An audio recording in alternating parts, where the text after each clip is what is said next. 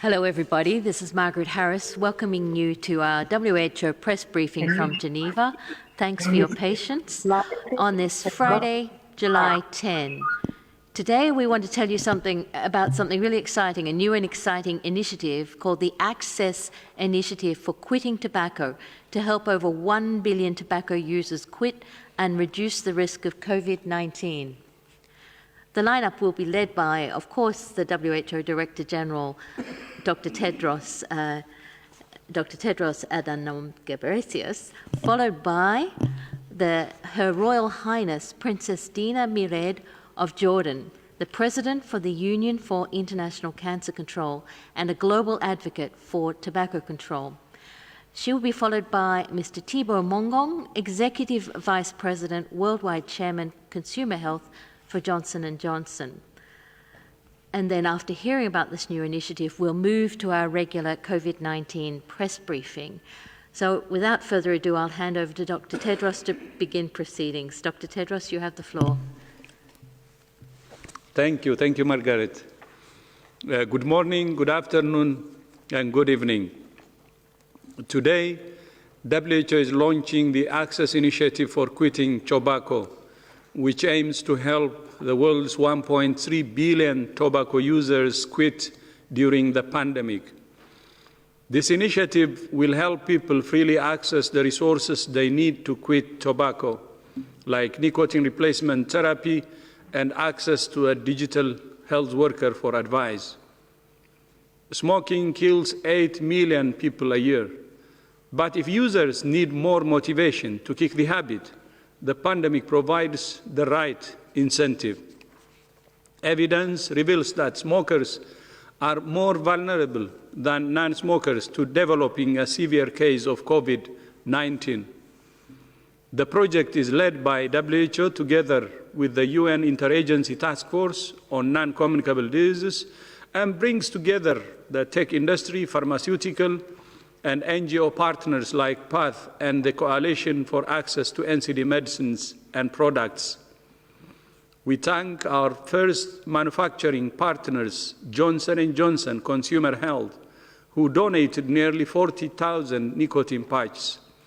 We're also pleased to introduce Florence, the world and WHO's first ever digital health worker based on artificial intelligence. Florence dispels myths around COVID-19 and tobacco and helps people develop a personalized plan to quit. Florence is available 24/7 via video stream or text to help people access reliable information. Florence was created with technology developed by San Francisco and New Zealand-based company Soul Machines, with support from Amazon Web Services and Google Cloud. WHO is in the final stages of adding more partners and encourages pharmaceutical and tech companies to join this initiative, which will help people reduce their risk of COVID-19 and lead healthier lives. We will first launch the initiative in Jordan and then roll it out globally over the coming months. To tell you more about this initiative, I would like to introduce my sister, Her Royal Highness Princess Dina of Jordan.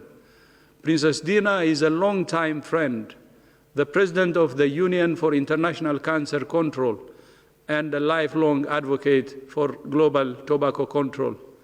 You have the floor, Princess.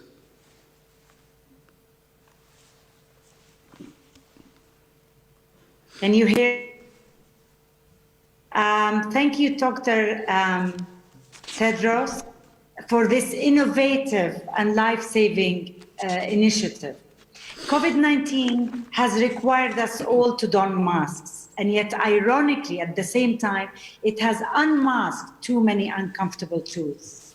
One of those glaring truths is that smoking tobacco in all of its forms, new and old, electronic and non-electronic, has shown us all that it has no benefits whatsoever to its users. On the contrary, it depletes one's health, one's hard-earned money, and now also puts the user in the highest risk group for not only contracting COVID-19, but also in spreading it, as well as not being able potentially to fight and survive the virus due to higher vulnerability to severe complications. I thank you, Dr. Tedros, from the bottom of my heart for your leadership, for not only facing off with the coronavirus, which is a Herculean task to say the least, but also in not neglecting the so-called underlying conditions, non-communicable diseases, NCDs, such as heart disease, cancer, lung disease, and diabetes, the epidemics that remain the major causes of preventable deaths in the world, totaling over 40 million in 2016. On the contrary, Dr. Tedros, you are maintaining and doubling down on our work to prevent and control those epidemics and the risk factors that cause them, starting with tobacco that is set to kill 1 billion this century if we don't do something about it. Jordan, my beloved country, has unfortunately been one of the many countries on the target list of the global tobacco industry. The latter, which lost its markets in developed countries and now doubling their efforts in ensnaring and owning the lungs of our youth to consume their deadly product.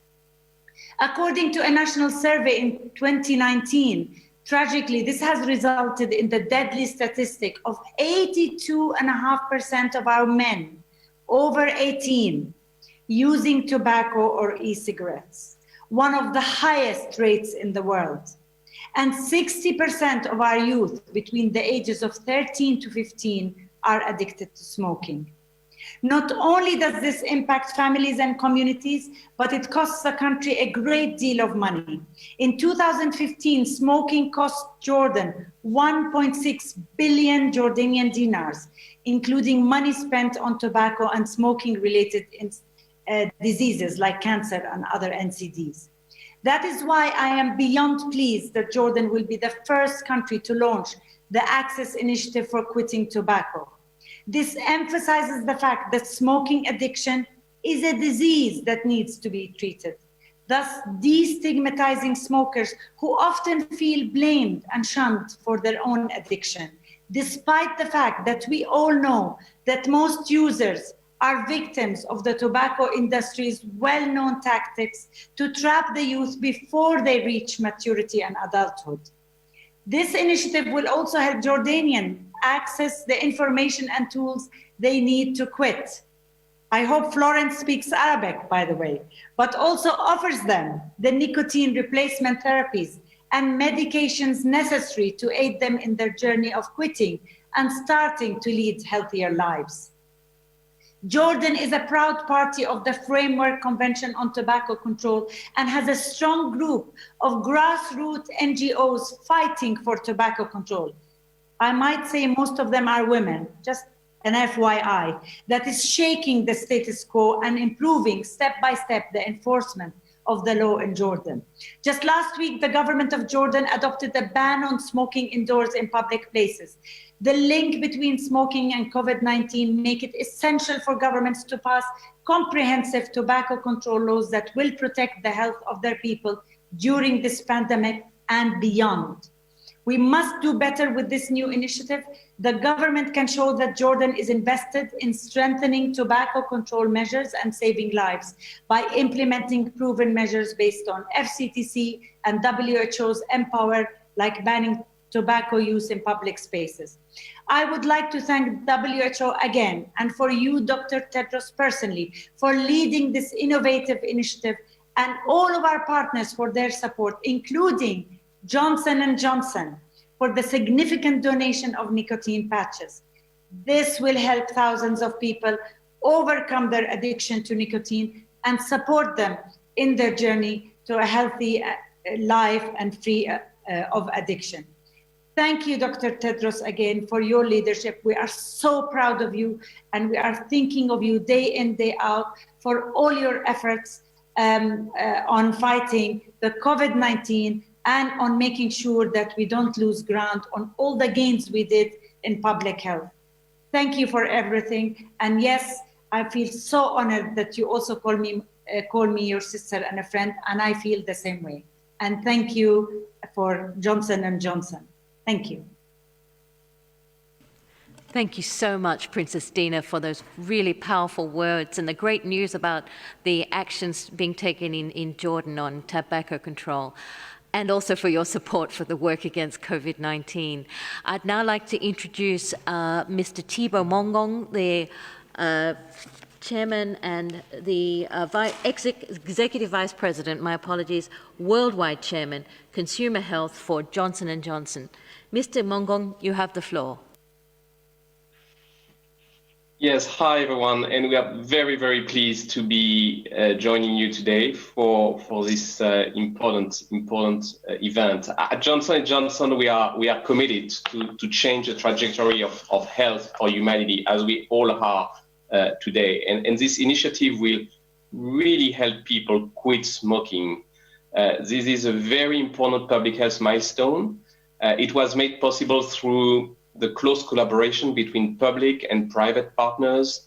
And this is, I believe, what makes its potential to succeed even greater. And when we hear Princess Dina, when we hear Dr. Petrus and the WHO's commitment, I have no doubt that this program is going to be very, very successful, starting with Jordan, but expanding well beyond Jordan in the future months. As we all know, good health is impossible without access to the right tools. We just heard about AI and the right products. And in terms of smoking cessation, we know that one simple patch of nicotine replacement therapy can change the trajectory of the health of a smoker. And this is what we are talking about here. One smoker at a time, but with a commitment to a large-scale impact, allowing smokers to change the trajectory of their own health. And this is what gets all of us at Johnson & Johnson very excited about this program, our ability to make a difference. It will require, as always, the commitment from all of us, many different players, the continued leadership from the WHO, government, NGOs, industry. But now, with COVID, more than ever, we really need to rally the world behind this opportunity to change the trajectory of the health of so many people around the world. So with this objective in mind, Johnson & Johnson Consumer Health is proud to build upon J&J's long-standing collaboration with the WHO and participate to the program with a donation of free products for smokers in need. And we are really committed to continuing to provide access to Nicorette nicotine replacement therapy around the world, because we know that so many people around the world need our help to quit smoking and get access to a better health, a better life, and a better future. So thank you to all participants, and thank you for your unwavering commitment to this very, very important initiative. We are counting on all of you to make it very successful. Thank you so much, Mr. Mongong, for all that you're doing to help smokers beat this terrible addiction. Now, I don't know if you're as curious as me, but I'd like to know who this Florence is. And we now have a video, which I'd like to entitle The Unmasking of Florence.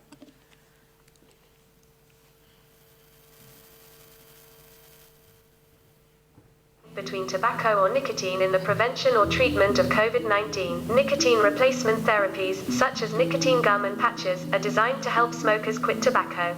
Would you like to hear another COVID-19 Mythbuster? Sure.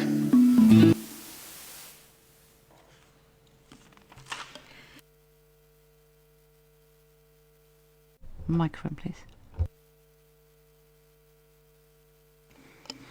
Yeah, thank you, Margaret. That's our first ever digital health worker, and I hope she will give all the support people need.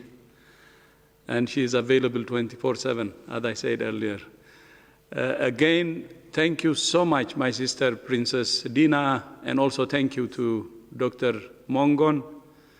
We really appreciate. Thank you for joining us. And now back to COVID-19. Today, the world recorded 12 million cases. In the last 6 weeks, cases have more than doubled. Across all walks of life, we're all being tested to the limit.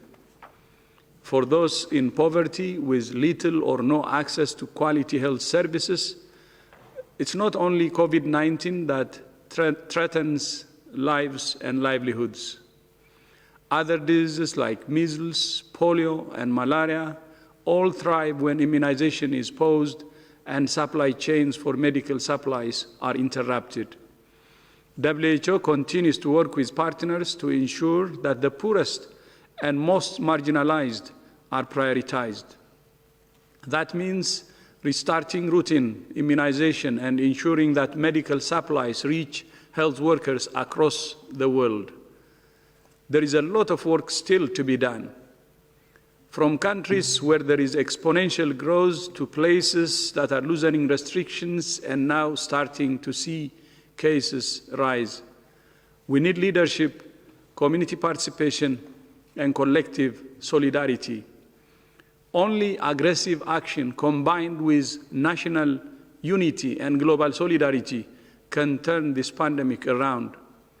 There are many examples from around the world that have shown that even if the outbreak is very intense, it can still be brought back under control. And some of these examples are Italy, Spain, South Korea, and even in the Harvey, a densely packed area in the megacity of Mumbai, a strong focus on community engagement and the basics of testing, tracing, isolating, and treating all those that are sick is key to breaking the chains of transmission and suppressing the virus. As we continue to tackle the pandemic, we're also looking into the origins of the virus. 2 WHO experts are currently en route to China to meet with fellow scientists and learn about the progress made in understanding the animal reservoir for COVID-19 and how the disease jumped between animals and humans. This will help lay the groundwork for the WHO-led international mission into the origins. For all the challenges that COVID-19 has caused, it has also shown the way forward for other challenges that threaten humanity. The crisis of growing antimicrobial resistance is a slow-motion tsunami where, despite the rise in resistant infections, the research and development of new antibiotics has not caught up. Unless we take quick and sustained action, we risk a doomsday global scenario where common injuries and illnesses return to become major killers. The AMR Action Fund aims to tackle this by strengthening and accelerating the research and development of antibiotics through game-changing investments into biotechnology companies around the world. Whether it's COVID-19 or AMR, the best shot we have is to work together in national unity and global solidarity. I thank you. Thank you so much, Dr. Tedros. I'll now open the floor to questions. Do remember, we will be, as usual, we'll be providing simultaneous translation in all 6 UN languages and also Portuguese. So if you prefer to ask your questions in any of those languages, please do. You may also listen in Hindi, but you cannot ask your questions. And note, owing to the way Zoom is set up, you will need to go to the button marked Korean to access Arabic. With Dr. Tedros, we have our usual experts, Dr. Maria van Kerkhoff, Technical Lead for COVID, Dr. Mike Ryan, Executive Director Emergencies, and joining them is also Dr. Rüdiger Kretsch, Director of Health Promotion, who can answer your questions about the Access Initiative for Quitting Tobacco. So without further ado, I will go to the first question, and that is for Sarah Wheaton from Politico. So Sarah, please unmute yourself and go ahead. Yes, thank you very much for taking my question. It's about the timing of the independent review panel that you announced yesterday. When we've asked about this in the past after the World Health Assembly, Dr. Tedros, you said that you would initiate the review when all the conditions we need are actually met. And Dr. Ryan, you noted that these are typically launched after the crisis is over. Furthermore, the Independent Oversight and Advisory Committee for the WHO Emergencies Program said in their interim report that while they recommended a review, they said, and I'm quoting, conducting such a review during the heat of the response, even in a limited manner, could disrupt WHO's ability to respond effectively. So Dr. Tedros, what conditions that you said needed to be met have now been met? And Dr. Ryan and Dr. Tedros, are you concerned about the effect on the response of the review happening? Thank you.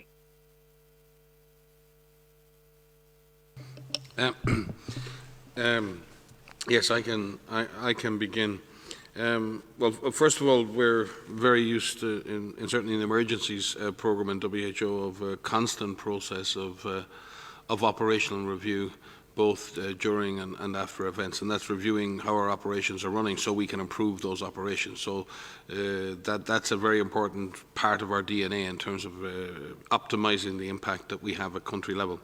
The Independent Oversight and Advisory Committee also reports to our governing bodies, as you know, to the Executive Board and to the World Health Assembly on a 6-monthly basis, and again reviews all of our operations on the ground.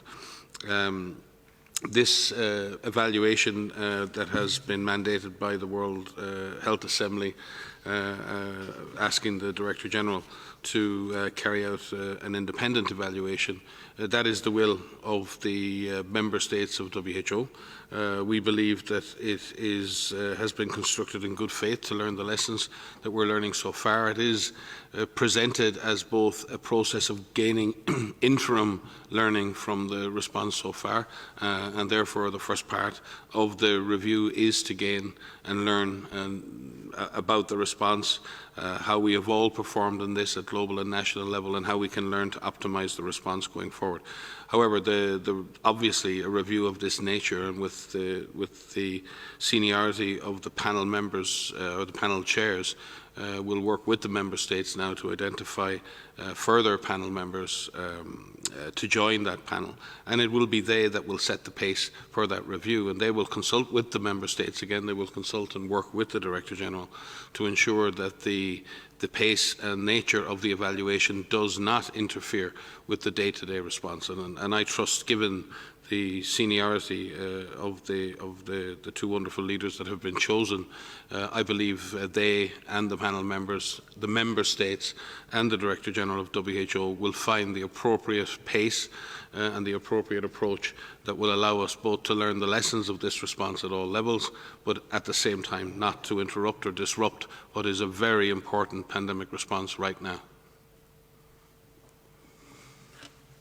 Thank you. I think Mike had already said it all. The decision in the resolution by the Assembly was at the earliest appropriate time, and it gives the responsibility actually to me, which is very important, so that we can have a balancing act, so that the evaluation doesn't affect the response. And that's why the member states didn't make it very specific. They said at the earliest appropriate time.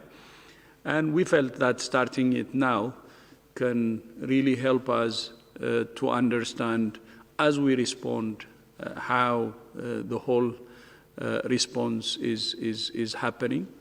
And as Mike said, we will continue to make sure that the evaluation actually doesn't affect the response, and we will balance as much as possible. So it's a matter of balancing act. And we have very able two co-chairs now, And the panel members also, we expect them to be the best people we can really have. And all member states will be involved in contributing to the panel members, some candidates. Of course, it will be up to the co-chairs in consultation with me to select the members. And I think that will also hopefully help us in balancing the capacity of the panel itself. And there will be an independent secretariat. We're not going to use a WHO secretariat for the panel, meaning we will have additional manpower that will work on this, not only the panel, but the independent secretariat too. So we will do everything to balance it. But as the Independent Oversight Advisory Committee said, it's also our concern that the evaluation in the middle of the response could have some effect. But we will do everything to balance it in order to learn as we go. Thank you. Thank you, Dr. Tedros and Dr. Ryan. Our next question comes from Antonio Brioto of EFE, the Spanish news wire. Antonio, and please you're welcome to ask in Spanish if you prefer. Please unmute yourself and go ahead. Good afternoon. Can you hear me? Very well. Please go ahead. Okay. Yes, I will make my question in English, if I may. Les quería preguntar por... I wanted to ask about the isolated surges that are happening in my country. We're having outbreaks in Spain and in other parts of the world. Do you think that this was something that could have been foreseen with the coming out of lockdown? Was it something that was expected? And how should governments act in these circumstances? What measures should they take so that we don't have to go back to mass lockdowns again? Thank you. I think that's a fundamentally important observation, actually, and I think that it was to be expected, and I think we and many other scientists around the world have said that once lockdowns were ended, that there was always the risk that the disease could bounce back, because if the virus is present, it will potentially take all opportunities to transmit. Our advice has been, I think, quite consistent in advising countries, number one, to open up slowly in a stepwise fashion, to wait between different phases of reopening, to ensure that the data on the virus is clean and clear and tells you where your problems are, to be ready to move backwards or forwards depending on what that data is telling you, and to accept the fact that in our current situation, it is very unlikely that we can eradicate or eliminate this virus. There are very particular environments in which that can occur, island states and other places, but even they risk re-importation, and we've seen countries who've managed to get to zero or almost zero re-import virus from outside. So there's always a risk, either from within or from bringing disease back in. And therefore, it is a given that there is always a risk of further cases. The transmission that occurs in that situation can be single sporadic cases, which can be relatively easily isolated and quarantined. A more worrying pattern is large clusters of cases that could occur in association with super-spreading events, events in which there are large crowds gather, the virus is present, and you get a small explosion of cases, which can very quickly mushroom into a much larger case. It's very analogous to a forest fire. A small fire is hard to see, but it's easy to put out. A large fire is hard to see, or easy to see, but very difficult to put out. So you really need a system where you can detect the small flames, the small embers that may be there. You can detect a small fire and put that out by good surveillance, by good detection, by aggressive testing, and then by isolating cases, quarantining cases. Throughout all of this, and I think this is probably a very central message, that when the virus is present, there is a risk of spread. The authorities can have surveillance in place. The authorities need to have that in place, isolation, quarantine, all of those other measures and testing. But ultimately, it comes down to communities and individuals and how we protect ourselves and how we protect others. When the virus is in your community, it is quite clear that there are things you and your community can do to reduce the risk of those infections. And it's very important that people feel empowered, that they have the knowledge to be able to do that. So it requires a very strong partnership, a trusting partnership between communities and authorities, a trusting partnership based on honesty, based on transparency, based on regular information that everybody can trust, and based on a sustained effort by everybody. It is very tough right now. It is very tough for everyone to maintain the kind of vigilance that people are being asked to maintain. It is tough. It's not easy.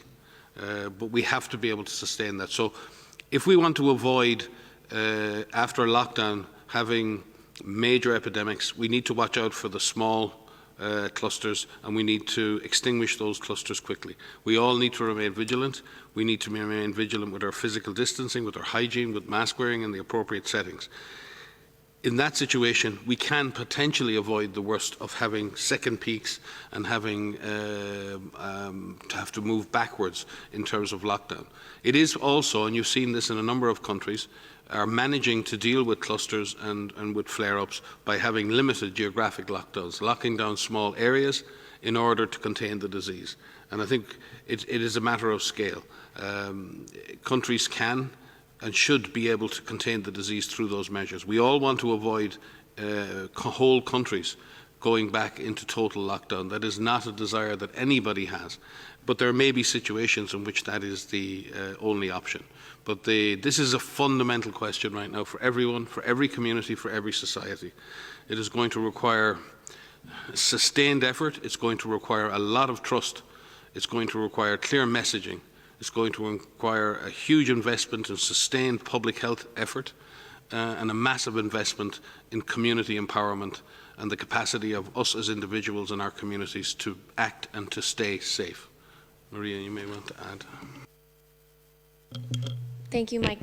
Yes, so I mean, as Mike has said, I think this is something we all need to anticipate, that there's the possibility that there could be a resurgence, there could be these small outbreaks. But I think what we have been advising is in these situations is to act fast and to act comprehensively. You know, use the public health infrastructure that you have in place. Many countries have worked incredibly hard to improve the infrastructure that's in place to be able to find cases, test cases, isolate cases very quickly. And if they have symptoms, if they develop disease, to ensure that they are cared for appropriately in the appropriate facilities.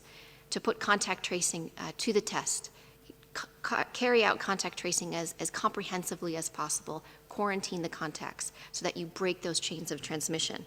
And inform the communities often, regularly, honestly, thoroughly, because the situation is evolving and we know how quickly these embers can really turn into these forest fires. And with that hope that if restrictions need to be put in place, they're put in place temporarily. They're put in place in a limited geographic region only to help, and that they're not put in place for long periods of time. But it is possible that these small outbreaks, that these small clusters can be prevented into being turned into large outbreaks. We've seen this time and time again. So it is possible. And as Mike has said, and as we have said, be part of the response. Everyone has a role to play. If you're asked to stay home, and you can stay home, please do. If you're feeling unwell, stay home. Call your healthcare provider to find out, call the hotline, find out the next steps that you need to take. Because everybody needs to play a part in this, and it will take some time while we figure out how to get through this together. But it is to be expected, but we have tools in place, and governments have worked incredibly hard, communities have worked very hard, individuals have worked very hard. We just need to put those tools in use again. Thank you, Dr. Ryan and Dr. Van Kerkhoff. The next question comes from Bin Chen from Shanghai Media Group. Bin, if you wish to ask your question in Chinese, we've got the translation service, so please do. Hi, thank you. I think I will continue to ask my question in English. Thank you for taking my question. So my question is a follow-up regarding the independent panel. We currently know that the panel's 2 chairs are selected and they could choose other panel members. So I would like to ask how many more panel members will be selected, and experts in which areas are the panel and the WHO exactly looking for? For example, policymakers, medical professionals, or specialists in public health. Thank you. Yeah, thank you. So the number of the size of the panel, there was some discussion, of course, but not yet decided, and the co-chairs will decide finally as they see fit. And then the panel members, of course, will be a mix of professionals, and again, this will be up to the co-chairs after developing the terms of reference, based on the terms of reference to select people who would really fit into the terms of reference. So these are things that are going to be done once the co-chairs start actually working on this assignment. Thank you. Thank you, Dr. Tedros. The next question comes from Jacqueline Howard from CNN. Jacqueline, please unmute yourself and go ahead. Yes, thank you for taking my question.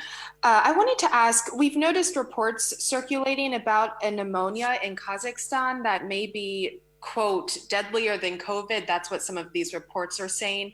So I wanted to ask if this is something that WHO is investigating, or can there be any more information shared about whether these reports are accurate, or whether this is something on your radar? Thank you.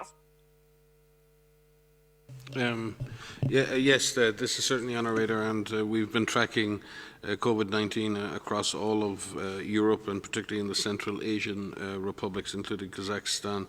On July the 5th, Kazakhstan went back into a lockdown as COVID-19 cases have actually spiked. The first lockdown was from March 16th until May the 11th. This second lockdown is expected to last 2 weeks. As of July the 7th, we have just under 50,000 cases reported from Kazakhstan, with 264 deaths. There are a number of explanations that can explain the reported rise in the number of pneumonias in Kazakhstan, and we're working with the authorities there to investigate. More than 10,000 laboratory confirmed cases of COVID-19 have been reported by national authorities over the last 7 days. So there's been a big surge in actual COVID cases itself. We're looking at the actual testing and the quality of the testing to make sure that there haven't been false negative tests for some of those other pneumonias that have provisionally tested negative, and that is likely to be a major cause of this. That in many ways, many of these pneumonia cases will also be COVID-19. They just have not been diagnosed correctly.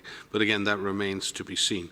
And we're also working with the authorities there to look at X-rays and review X-rays and look at the patterns of the pneumonias to make sure that they're consistent with COVID-19. So while we believe that many of these cases will be diagnosed as COVID-19, we keep an open mind.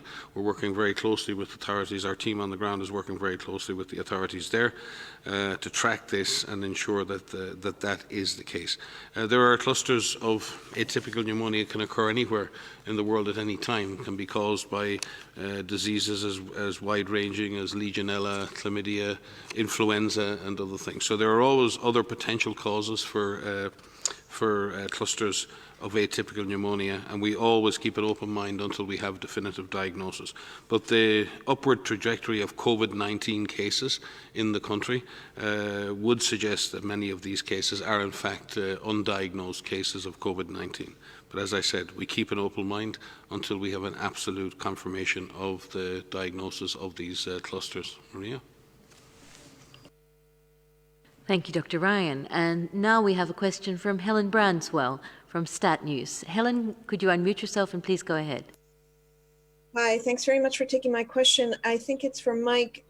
Mike, could you give us an update on the Ebola outbreak in Equator province in DRC? Thank you.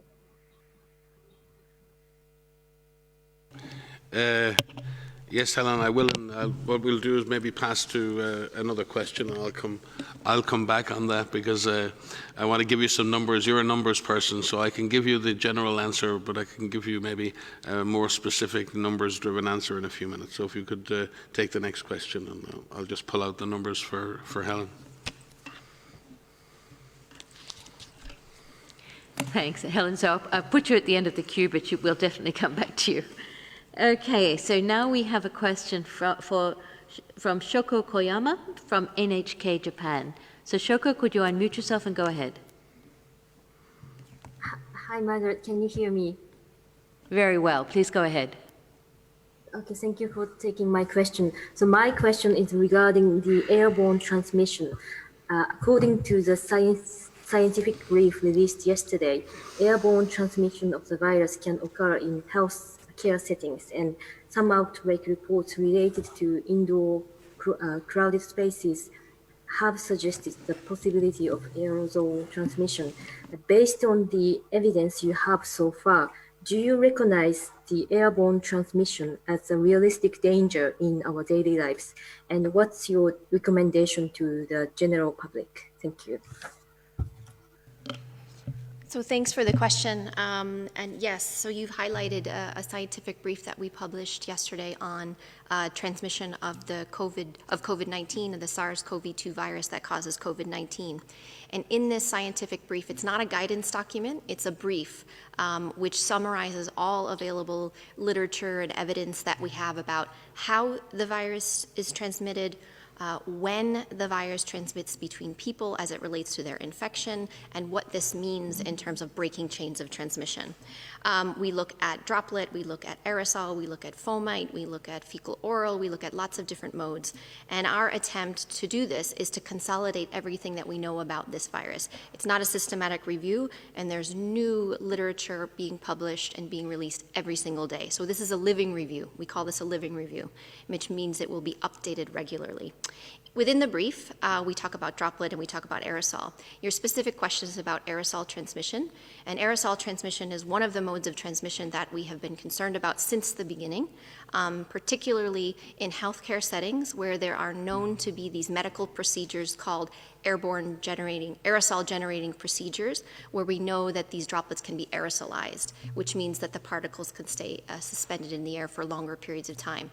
In those situations where the health worker is actually carrying out those procedures, and for people working in those areas, we recommend airborne precautions, which is a certain type of personal protective equipment for health workers. Outside of healthcare settings, there is the possibility that there could be aerosolized particles in specific settings like indoor settings where there are crowded conditions, where there's poor ventilation, and where people are spending prolonged periods of time. And so what we've seen is that there are some outbreaks that have been reported in these closed indoor settings with poor ventilation, which include what you had mentioned, the nightclubs, which have included choirs, fitness centers, where airborne transmission cannot be ruled out. In those outbreaks, there could also be the droplet transmission and fomite, the contaminated surface transmissions. What we are calling for is more systematic research to be done in these types of settings. So it's not just how and when transmission happens, it's the settings in which they happen. So we need a much better understanding of these particular settings and these outbreaks that are happening so that we could better understand how transmission is happening. In terms of everyday life, we recommend a comprehensive set of packages which include physical distancing, which does include hand hygiene and respiratory etiquette, which includes the use of fabric masks when you cannot do physical distancing, and to ensure that when you have these closed settings that you have good ventilation. So it's a combination of packages. But the dominant route of transmission from all of the available evidence and our understanding and working with large groups of different disciplines collectively is droplet in contact, although there may be other modes of transmission which we don't rule out. So we have requested, and we will be, through our R&D blueprint, which we began working on since February, is to accelerate research in this area, to make sure that we have well-conducted studies so that we could better determine the different roles of transmission, different modes of transmission, and so that all of the advice that we give is as up-to-date as possible. Thank you very much, Dr. Van Kerkhove. Now I have a question from Simon Ateba from Today News Africa, who I understand has a burning question about smoking and COVID. Simon, please go ahead. Thank you for taking my question. This is Simon Ateba from Today News Africa in Washington, D.C. My first question is on pregnant women, and it goes to Dr. Maria. I was wondering if WHO knows how this virus affects pregnant women and if and how it affects their babies. And if you may allow me, I also would like to know how, if there is a correlation between COVID-19 and smoking, and if smoking makes things worse or things better. Thank you. Yes, perhaps I can start with smoking. Good afternoon. We know that if you're a smoker, the likelihood of developing more severe symptoms for COVID are higher.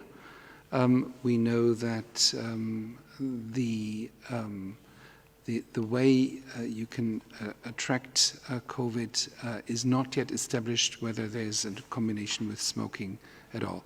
So what you can say is, if you're a smoker, you should stop smoking straight away because of the likelihood of having more severe symptoms. Do we take the second question? Okay. You snuck a second question in there. So, so thank you for your question about COVID-19 and pregnant women. Of course, we are always concerned about COVID-19 in any population, and of course, in particular, pregnant women. What we understand from the studies, this is something our clinical management team looks very closely at, and within our clinical guidance, we have specific recommendations for pregnant women. We understand that among women who are pregnant, they don't seem to develop a different type of disease than women of the same age who are not pregnant. However, there are some studies that have come out recently that have looked at pregnant women with underlying conditions. And if there are women with underlying conditions, they are at a higher risk of developing more severe disease. And so this is something we need to ensure that we keep a close eye on and ensure that pregnant women have the right care throughout their pregnancies. Thank you very much, Dr. Van Kerkhove. So now we have a question from Jamil Chaid. Jamil, please go ahead with your question. Yes, can you hear me, Margaret? Very well. Please go ahead. Very good. Thank you very much for taking my question. We have seen in the last couple of days President Bolsonaro taking proudly his chloroquine. My question to you,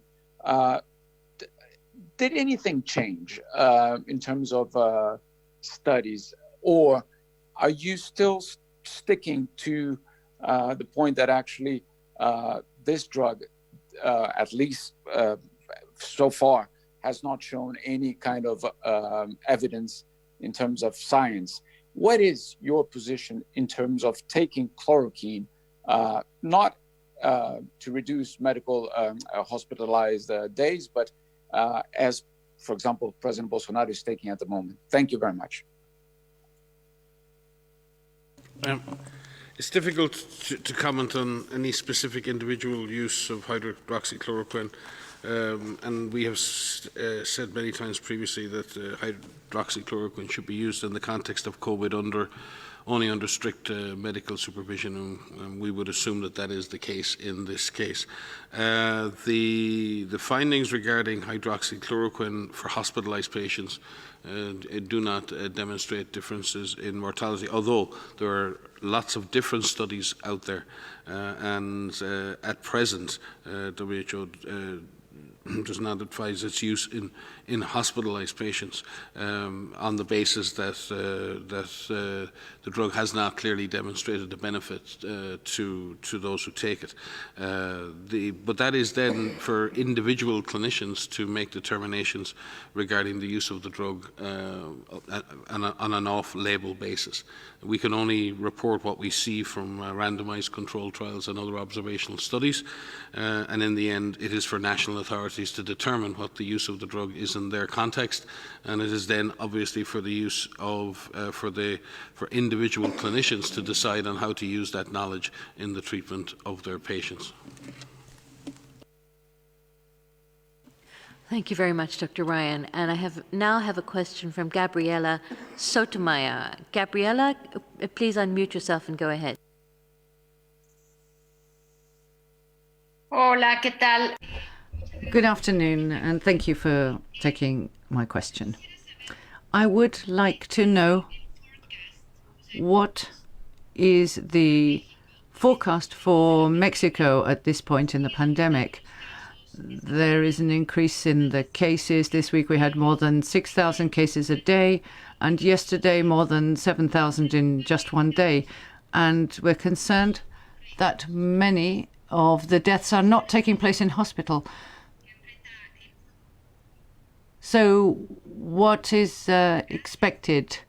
How do you see this going? Thank you.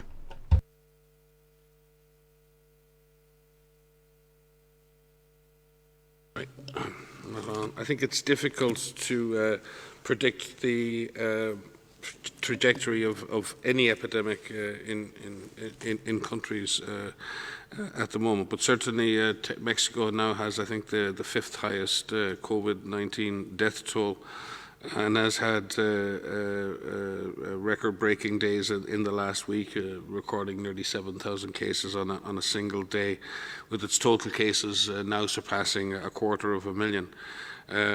Mexico, at the same time, is in the process of reopening, and in that period, the number of cases has increased significantly. And again, this is a pattern we've seen in many other countries. Opening economies in the midst of intense community transmission can lead to an acceleration of cases. That is not unique at all to the Mexican situation. And Mexico, like other countries, is balancing the demands of communities to get back to work and to be able to earn livings with the significant risk of increased and intensified and accelerated COVID transmission.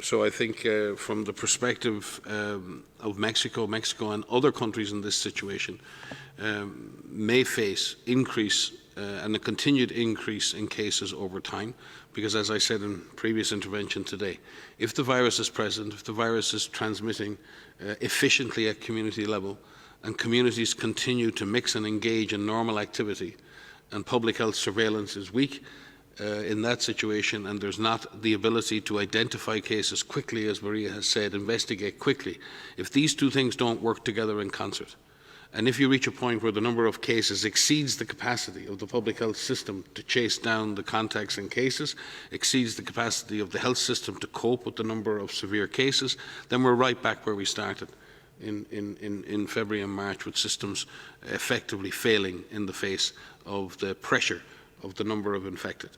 We need to try and avoid that. And again, the question in a country the size that is Mexico and many other countries like it is to really look at the subnational level, see where the virus is under control and where continued reopening can continue, to understand where your hotspots are and where you may have to slow down or reverse parts of that reopening, intensify public health surveillance, intensify communications with communities.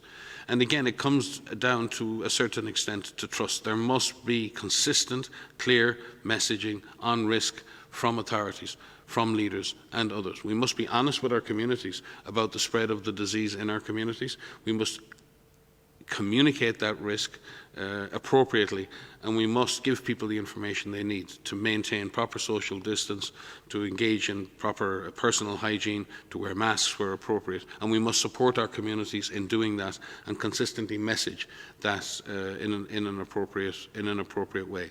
Again, it is difficult for countries, especially when the individual economic consequences to individual families are negative. If you cannot go to work and you cannot earn money and you cannot feed your family, there is a huge consequence from that. And we fully understand the pressures that people themselves are under, and we fully understand from that the pressures that governments are under.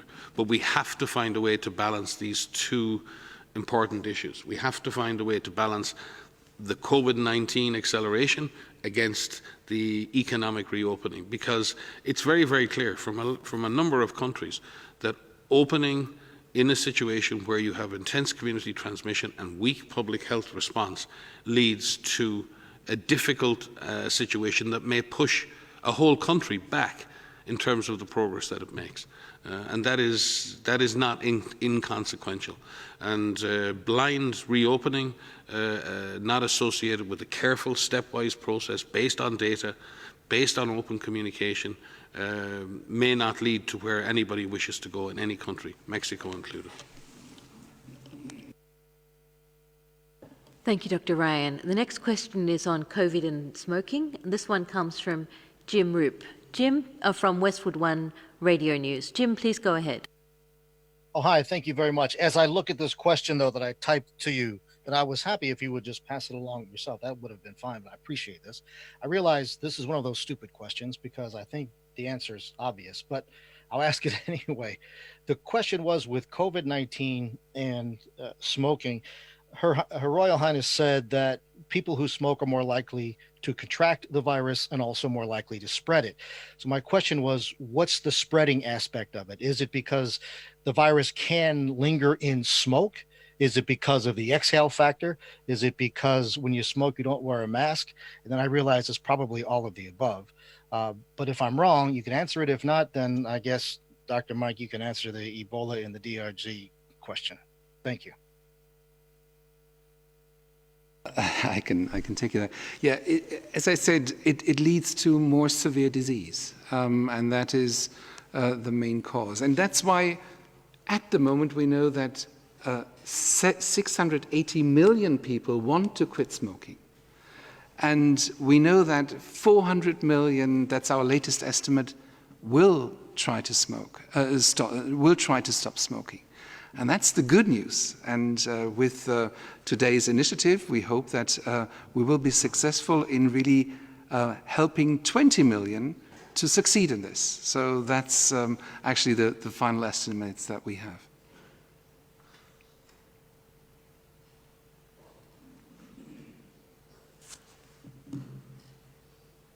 Thank you very much, Dr. Kresch. I now have a question from Kai Kupferschmidt, and then we'll answer Helen's question. Kai, please go ahead.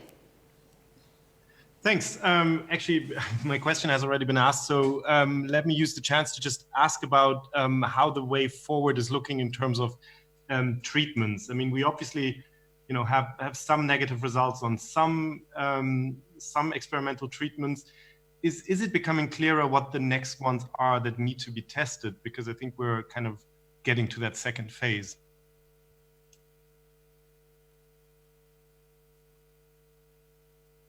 Well, I can start, and perhaps Mike would like to supplement on this one because that's a big question that you asked, and it's a good one. What I can say is within our clinical management network and also within the R&D blueprint, you know that there's a number of therapeutics and drugs that are currently under evaluation, and those clinical trials are underway. There's a lot of small trials, and of course we have the Solidarity trial that is underway. What the clinical network is doing and with R&D partners is working with those that are carrying out those clinical trials to follow them in real time. Because many of them are small, there are possibilities that we could try to combine the data coming in from some of those studies so that we can get a quicker answer to these questions. I don't have any specifics on which one is the next one because I think that's the trillion-dollar question here. But I think that there are a number of therapeutics that are in development that will will cover different aspects of the disease, whether they are, the prevention of developing more severe disease or preventing people from dying. But there are a lot that are currently underway, and there's a huge number of clinical trials. Mike, do you want to add anything to that? No, I think you've said it all. I think the clinicians who came together last week at the research forum had essentially that same view. There are lots of existing therapies. We've seen even today more data suggesting that some existing therapies for other diseases may have some impact. I think this is important. We continue to find potential treatments in the drugs we already have. And being able to pick the best of those candidates and bring them into the Solidarity and other trials is very important. And that's why the Solidarity, Recovery, and Discovery trials were designed as multi-arms. They allow us and other partners in the UK, France and other places across many, many countries to bring in new drugs into that armoury of potential drugs. The bigger question is new molecules and new drugs that are being discovered, because they obviously have a much longer pathway to be used in humans. The advantage we have with existing drugs is that many of them have strong safety profiles and are already approved for use in other diseases, and they can be relatively easily introduced into randomized controlled trials against COVID, because we already have a strong clinical and safety profile for those drugs. Other drugs, new molecules that are developed, have to go through the whole rigor of the scientific, the safety discovery process, and it takes much longer to bring those drugs into randomized controlled trials, because they have to go through primary safety studies first. That does slow down the process by which those molecules become available. But as Maria said, there are many, many, many of those molecules currently in development. And there are other treatments like hyperimmune globulin, which are clearly already being used in trials. And we also have monoclonal antibodies, which I think show some great hope. We've certainly used monoclonal antibodies to very, very good effect in Ebola in Congo. And I think they've been groundbreaking in reducing mortality. Both two monoclonal antibodies have been highly successful in reducing fatality and have transformed the way we manage Ebola as a disease in the field. So I do think there are some potential platforms, types of drugs out there that may result in a much faster cycle to get those diseases to all people who need them. But again, it's a complex area, and what we're really, really pleased for is the level of collaboration between institutes, between clinicians, between hospitals, between every different kind of physician, doctor, nursing organization out there. I mean, we've seen today fantastic information summarized on the neurologic impacts of these diseases. We've seen other fantastic summaries of the cardiovascular impacts. And what we're seeing, I think, is one of the fastest accelerations of knowledge of the pathophysiology and the impact of this disease. And that in itself is providing very interesting insights for what we're treating. So when we look at a drug like dexamethasone currently in trials, we can attack this virus in two ways. We can attack the virus by treating the virus, in that sense trying to use drugs that will impede the virus's capacity to hurt us, but we also can treat the impact of the virus by modulating the immune response to the virus at certain stages, which prevents our systems overreacting and dampening down inflammation. We also need to look at there are various other interventions underway using statins and other drugs that may prevent some of the blood clotting impacts. So we either have to manage the virus itself or treat the virus itself, or the consequences of having the virus. And there's a tremendous amount of good work underway in that. And the more we understand the disease and its impact, the more we can design treatment pathways and options to be used in future. So I'm very hopeful in terms of the levels of collaboration and the levels of innovation that are underway. And I'm very confident that we will find therapies over time. And I think it bodes well for the future of emerging diseases in general. For our ability to collectively deal with pandemics.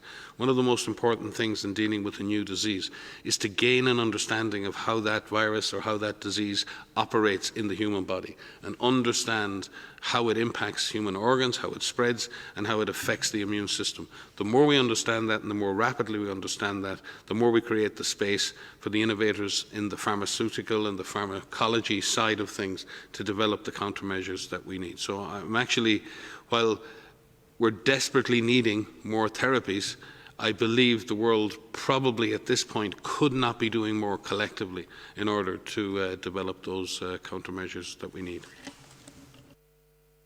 Sorry, to give it a specific example of this science solutions and solidarity, one of the things that we're looking into, and Dr. Janet Diaz mentioned this the other day, is actually trying to operate a new model of working together. And we've reached out to a number of PIs that are working on a specific therapeutic, for example, so that they can work with us on a prospective meta-analysis where they agree to share data on their individual trials, and we can actually pull this and we do these analyses as the trials are still going, so that we are learning and that we are able to understand how these therapeutics work, so that when we need to adapt our guidance, if we need to adapt our guidance, that can be done in real time. And that's a new model of working. And again, as Mike has said, this is incredible solidarity and collaboration to be able to agree to share this as these trials are ongoing. So it's something that we are trying, it's something that we're working very hard to do, and we're very grateful for the PIs that have agreed to do this with us. Thank you, Dr. Van Kerkhove.